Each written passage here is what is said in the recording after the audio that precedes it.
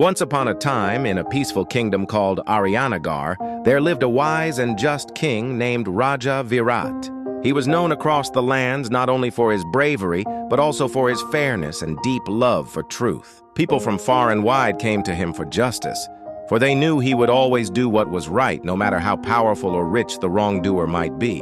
One day, a poor farmer named Sohan came to the royal court trembling with fear.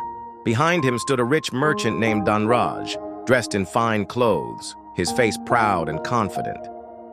Sohan bowed and said, "Your Majesty, I beg for justice.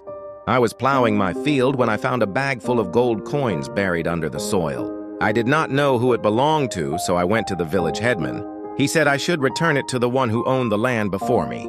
That man is this merchant Dhanraj, but when I offered the bag to him, he refused to take it and accused me of stealing." King Virat turned to Dhanraj. "Is this true?" Dhanraj nodded and replied smoothly, "Your Majesty, I did own that land years ago, but I sold it to Sohan. Whatever is under the land now belongs to him. If he found gold, it is his. But I believe he has made up this story. Perhaps he stole the gold and wants to make himself look honest," the court murmured. Some thought Sohan was lying. Others believed him because his face was full of sincerity. King Virat raised his hand and all fell silent. "Sohan," said the king, "you say you found the gold and tried to return it. Why would you do that?" "Because, my lord," said Sohan, tears in his eyes, "I am a poor man, but my father always taught me that truth is more precious than gold. I could not keep what was not mine." The king then asked Dhanraj, "Do you swear that you did not bury the gold there when you owned the land?" "I swear by all the gods I never buried any gold," Dhanraj said confidently. The king thought for a moment and then smiled gently. "Very well.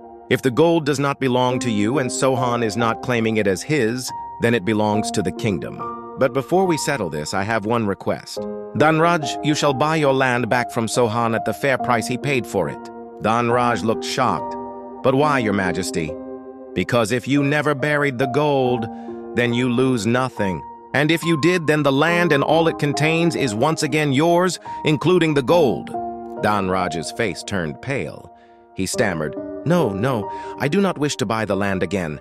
"It is not worth it." The king looked at him keenly. "So you did bury the gold and thought to get it back through deceit, didn't you?"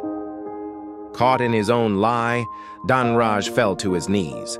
"Forgive me, Your Majesty, I was greedy. I buried the gold years ago and forgot about it.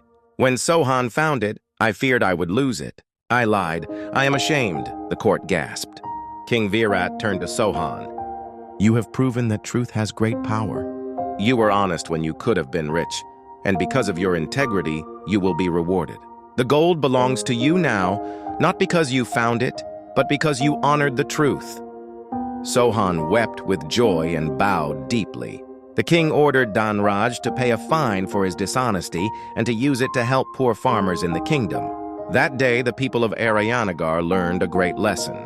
Truth may face trials, but in the end, it always shines brighter than gold.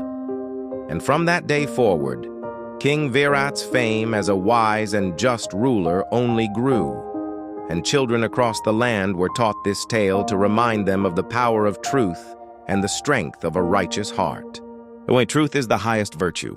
No matter how difficult the situation, honesty always brings peace, respect, and justice in the end.